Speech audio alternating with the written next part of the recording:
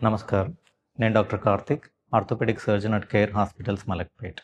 ఈరోజు మనం ఆస్టియోపోరోసిస్ గురించి తెలుసుకుందాం.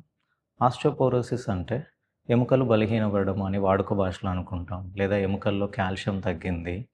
అండ్ ఇది మామూలుగా ఎలా పరీక్ష చేసుకొని తెలుసుకోవచ్చు అంటే, ఈ ఎముకల సాంద్రత పరీక్ష అంటే బీఎండీ టెస్ట్ చేయడం వల్ల మనకు తెలుస్తుంది. ఈ బీఎండీ టెస్ట్‌లో చాలా రకాలుగా ఉంటాయి. మామూలుగా ఈ బీఎండీ క్యాంప్స్ జరిగినప్పుడు ఈ కాల్లో, ఫుట్‌లో అంటే కాల్కేనియం బోన్‌లో అల్ట్రాసౌండ్ ద్వారా తెలుసుకోవడం జరుగుతుంది.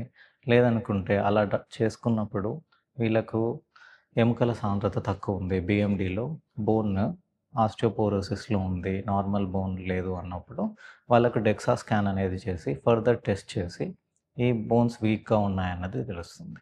యూజువల్‌గా ఉన్న ఒపీనియన్ ఏంటి అంటే 45, 50 ఇయర్స్ తర్వాత బోన్ లాస్ అన్నది ప్రివెంట్ చేయడం మాత్రమే జరుగుతుంది. బోన్ గెయిన్ అన్నది జరగదు అన్న ఒక అపోహ అన్నది ఉంది. కానీ ఇప్పుడు ఉన్న వైద్యంతో అటువంటిదేం లేదు. మనం కరెక్ట్‌గా పరీక్ష చేసుకొని అన్నీ ఈ బోన్ డెన్సిటీ అన్నది మనం కరెక్ట్‌గా కనుక్కొని దాని ప్రకారం మనము ఏవైతే వాళ్ళకి పని చేస్తాయో లైక్ షుగర్ పేషెంట్ అనుకోండి లేదా థైరాయిడ్ పేషెంట్ ఇవన్నీ గూడా మనం ఎవాల్యుయేట్ చేసుకొని సరైన మందులు వాడి, సరైన ట్రీట్మెంట్ వాడి, సరైన లైఫ్ స్టైల్ చేంజెస్ చేసుకుంటే ఈవెన్ 60, 70 ఇయర్స్ ఏజ్‌లో గూడా బోన్ గెయిన్ అన్నది సాధ్యమే ఇప్పుడున్న వైద్య విధానాలతో. Thank you.